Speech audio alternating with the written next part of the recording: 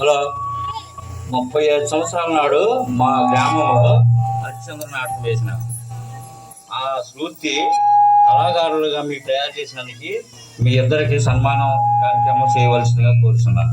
పెద్దలకి గురుగారు ఇది చాలా అభివృద్ధికి తీసుకెళ్లాలని కోరుతున్నాను.